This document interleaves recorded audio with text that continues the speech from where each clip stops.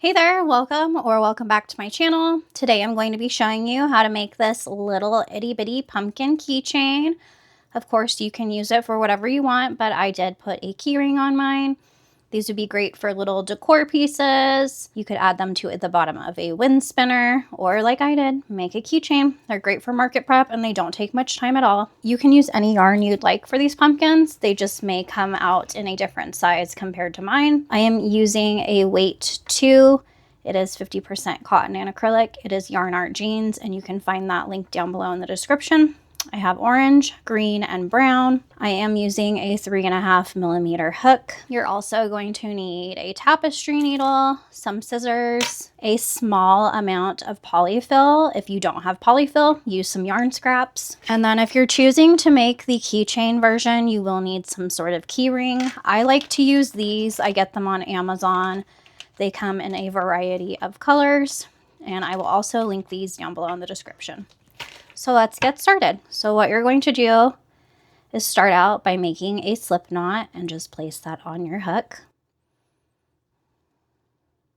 And then you're going to chain 11.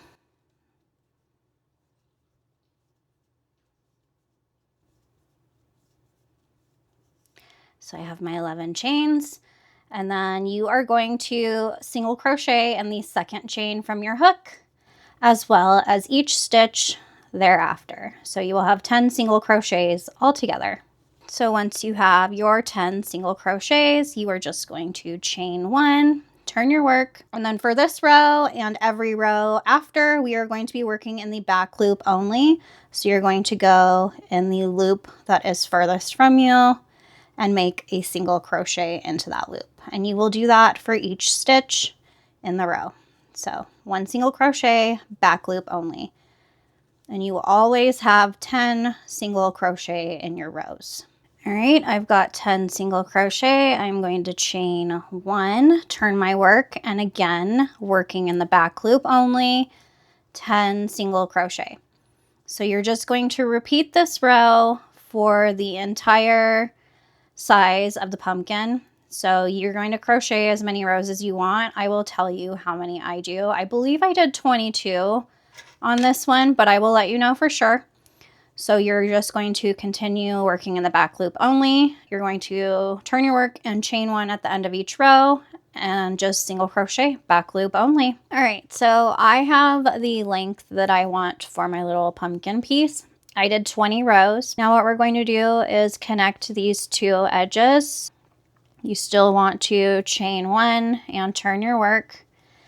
And then for this, we're going to go into these back loops, and then for the chain, you're just going to go through the bottom of the chain. So you will still have 10 single crochet all the way across. So go in the back loop of the edge that you're working on, and then just go through the first chain that would be directly across from that.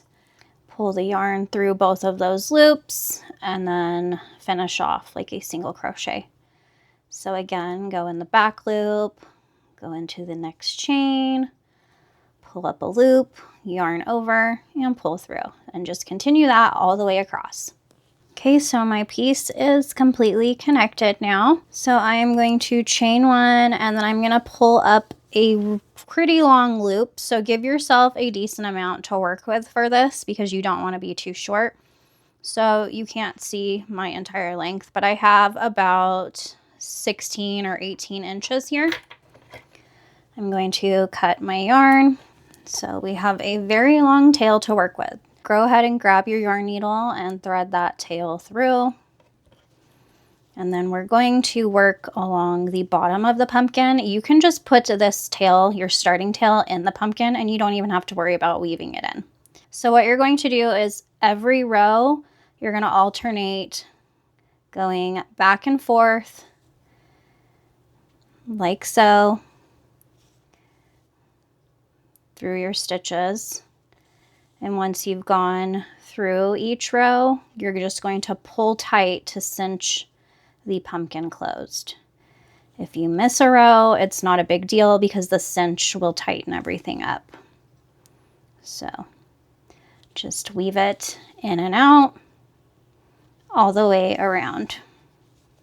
I'm back at my starting point, so I am just going to pull this very, very tight. Don't pull too tight because your yarn may snap. We definitely don't want that. And then you're going to tie kind of a knot. So I'm just going to pick a random spot to go in, pull my yarn, and then once I have this loop down here, I'm going to just pull through like that and then pull tight to secure that. So there. I do have a little bit of an opening, but I'm not worried about that. If you do too, that's okay. We can get this other side tighter, and this can be the top, and the stem will hide that. So now we're going to do the same thing. We're going to cinch the pumpkin closed, but first we need to add a little bit of stuffing. If you don't have stuffing, you can use yarn scraps for this. So just try to keep that other longer tail outside if you can. All right, so my pumpkin is stuffed. You can always add more after we cinch it a little bit. So I am going to go just through a stitch right now, and I'm going to tie a knot here. And I am doing that because when I go to pull and cinch it, I don't want it to pull this bottom in. So that's why I like to make a knot kind of on the edge. So now I'm just going to go back and forth, whoops, again, like I did on the other side of the pumpkin. Just weave my needle in and out. I keep my finger in there just in case I cinch too early and I need to add more stuffing. Okay, so I am back at the beginning of my pumpkin where I started weaving. I'm going to pull tight, and I'm going to try to pull tighter on this side since this one kind of has an opening still. I'm going to pull this one as tight as I can. That's pretty good. And now I'm just going to weave it through and make a knot a few times to secure this end, and then you can just hide the tail inside of your pumpkin. And then I'm just going to cut this. Ooh, almost rolled away. So we have our little pumpkin, and I'm going to use this as my top so that I can hide that. That is what the bottom looks like. So now for the stem, you're going to grab your brown yarn, and you are going to make a slip knot, leave a little bit of a tail. You're going to chain 10, and then you're going to single crochet back down your chain. So on the second chain from your hook, you will make a single crochet, and then in each chain after, you will make a single crochet. I'm at the end, so I am going to chain 1, pull up a decent tail that I can work with, cut my yarn, and we're just going to put that to the side for now. We're going to work on the little vine piece.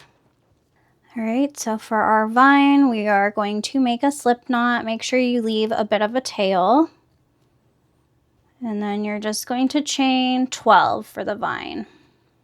And then you're going to put 2 single crochet in each chain. So you're going to skip the one closest to your hook, go into the second, make 2 single crochet in every single chain. I'm back at the beginning of my chain, and I'm going to cut my yarn.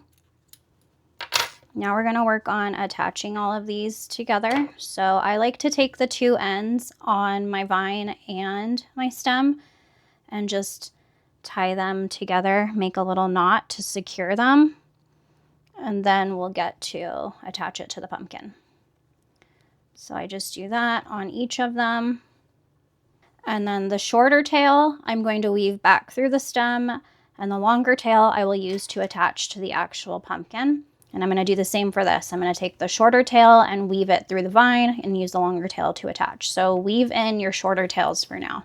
All right, now we are ready to attach our stem and leaf. So I'm going to start with the stem. I'm going to just weave this end through my needle. You want to fold your stem piece in half with your stitches facing out. And then you're just going to weave this tail through to attach those ends together. And then you're just going to attach this to the center of the pumpkin. And I don't do anything fancy here. I just attach it however. So I went through some random stitches. I'm going to go back through, kind of going through the stem as well, just to add a little bit more of a secure grip on that pumpkin.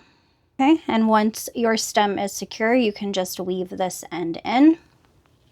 And now for the vine, I already have mine threaded through my needle.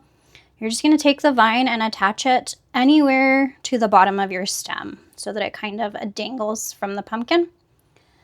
So again, just weave your stitches in and out, making sure you're going through the stem and the vine to secure them to each other.